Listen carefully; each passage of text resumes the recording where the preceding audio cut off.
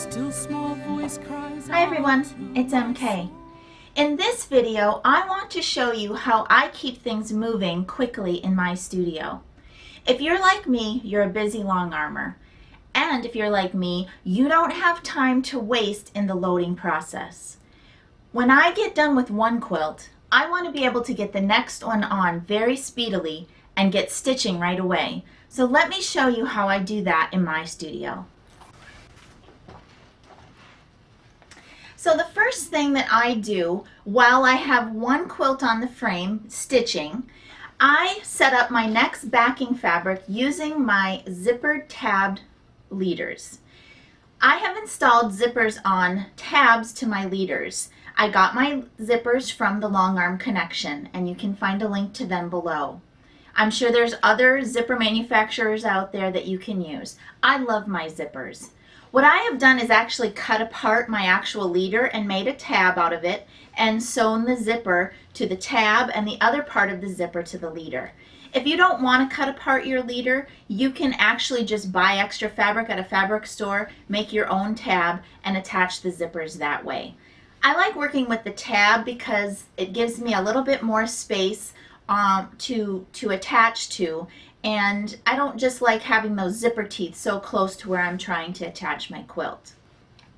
So the first thing I want to show you on my zipper tabs is that I've written on it with permanent marker where the center of my back tab is, okay? And the next thing I'm going to do obviously is I need to find the back of my quilt and the center of my backing. So here's the next backing that I'm going to be working on. I just go to the bottom edge of my backing, fold it in half, find the center part. I just put a pin there, and then I go back to my tab.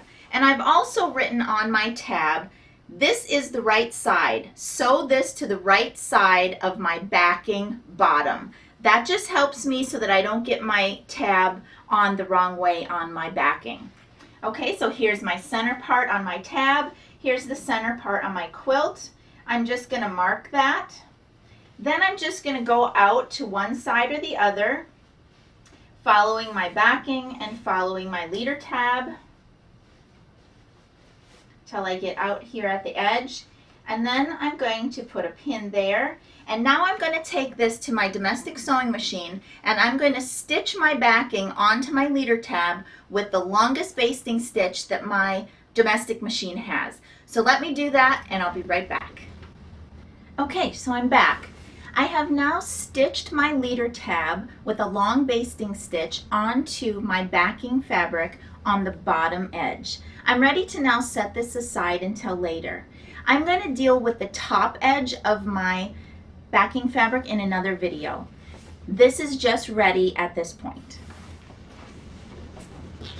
Now we're ready to start working on the top of our next quilt. And I just want to let you know that even though I've dimmed the lights in my studio so I don't blind you, and I've shut my machine off so that it's not so loud in here, I would be doing everything that I'm showing you in this video while the machine is working. That way it's doing its job and I'm doing my job to prepare myself for the next quilt. So the next thing that I do to prepare my next quilt that's going to be loaded is I go ahead and get a leader for the top ready. I have several sets of leaders in my studio, and what I find is that even though I stitch on a 12-foot frame, I always leave an 11-foot leader attached to my backing bar. But I have several different lengths of leader that I use for my top quilt bar. I find that generally speaking, it's not always that I'm stitching a king size quilt or even a queen size quilt where I'm going to need a really long leader. Generally speaking, an 8-foot leader is all I'm going to need to load a quilt. So I keep several 8-foot leaders on hand that I can get prepared. So just as we did with our backing, I'm going to find now the center of my 8-foot leader that I'm going to use for the top of my quilt. And I'm going to put a pin right there. I just lay it up on my rails. Then I go to my quilt. And I've already marked what is the top and bottom of my quilt. So this is the bottom edge, and once again I'm just going to find the center and I'm going to put a pin there. Okay, now I'm ready to start attaching my quilt to my leader. I'm going to match up those pins and attach it right there in the center.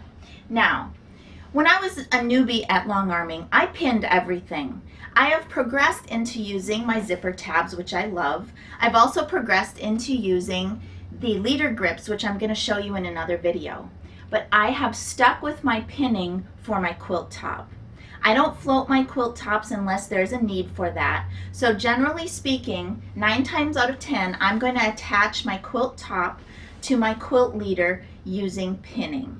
And this is because when I take my quilt off of the frame on my last row of stitching, I like to have those pins there to get my tension even across the bottom edge of the quilt when I'm taking the quilt off of the leader. That too will be in another video. So I'm going to continue with pinning this quilt onto the leader, and I'll be right back after I do that.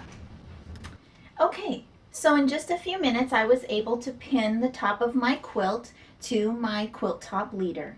And generally speaking, I just use long, strong pins, and I basically put them end to end. They don't have to be super close. Just make sure they're not super far apart.